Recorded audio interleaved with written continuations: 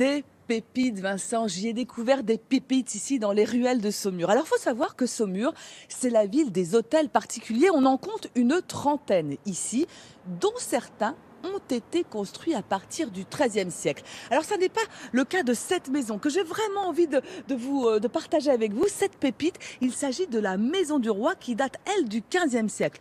Pourquoi l'appelle-t-on la Maison du Roi? Quelle est son histoire? Eh bien, ça, on va le savoir avec Sophie. Bonjour, Sophie. Bonjour. Alors pourquoi appelle-t-on cette maison la maison du roi et quelle est son histoire? Alors on l'appelle la maison du roi parce qu'elle était le lieu où les rois y séjournaient lors de leur passage à Saumur. Et non pas parce que les rois l'ont bâti. Toutefois, c'est un proche de l'entourage royal qui l'a construit au XVe siècle. Alors ici on n'en a qu'un tiers, parce qu'avant elle était beaucoup plus grande. Je parle d'un château miniature, c'était presque un grand château à l'époque. Alors effectivement, le si peu qui reste attire toujours le visiteur, mais finalement il manque tout un corps de logis de l'autre côté de la tourelle d'escalier, côté ouest, qui a été détruit à la charnière du début du XXe siècle. Alors quels sont les grands rois, les grands de ce monde qui sont descendus dans cet hôtel particulier? Alors, finalement, dès le début du XVe siècle, eh bien, Charles VII, et puis on trouvera plus tard Henri IV, Louis XIII et Louis XIV. Louis XIV qui a été visité ici dans cet hôtel particulier par l'évêque d'Angers. Pourquoi? Alors, le début du règne du roi Louis XIV est marqué par l'épisode de la Fronde et la ville d'Angers est frondeuse. Donc l'évêque Henri Arnaud viendra rendre visite à Louis XIV pour demander pardon au nom de la cité au jeune roi Louis XIV. Alors aujourd'hui cet hôtel particulier est malheureusement fermé, mais chance, il va peut-être rouvrir. En tout cas, il devrait être mis en vente après avoir été légué à la Croix-Rouge. Il devrait être mis en vente.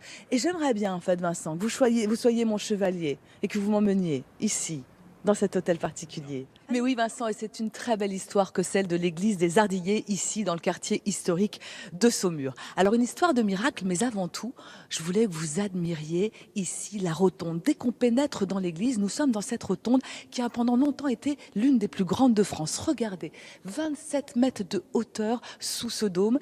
Et effectivement, des miracles accomplis ici. Pour en parler, je suis avec Pierre, historien, étudiant. Bonjour Pierre. Bonjour. Alors, on parle ici d'histoire de miracles. Pouvez-vous me dire de quoi il s'agit?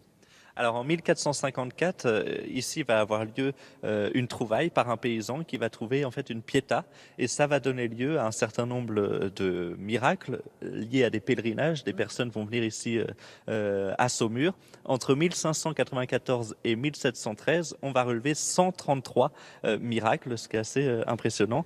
Et ça va être un lieu important de pèlerinage. Le plus important d'ailleurs à l'époque, notamment au XVIIe siècle. Alors il faut dire que cette pietà, cette vierge, elle a été trouvée par ce paysan, il la ramène chez lui, et puis le lendemain elle disparaît, elle revient à cet endroit précisément.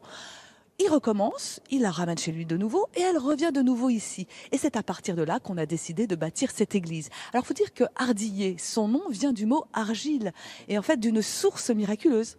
Oui, c'est tout à fait ça. Ça vient de Argile, puisque ça a été trouvé sur ces lieux où, au XVIIe siècle, on va décider vraiment de construire une église qui sera symbole de la contre-réforme. Alors parmi les personnes sauvées, les miraculées, les soignées, il y a une personnalité quand même. Et oui, le cardinal de Richelieu en personne, en 1633, va décider de construire une chapelle pour finalement remercier cette terre saumuroise qui va le sauver. Et ça va être parmi les miracles, effectivement. La terre saumuroise est effectivement salvatrice. La Pietà aussi, d'ailleurs, on va aller la voir. J'ai quelques petites choses à lui demander.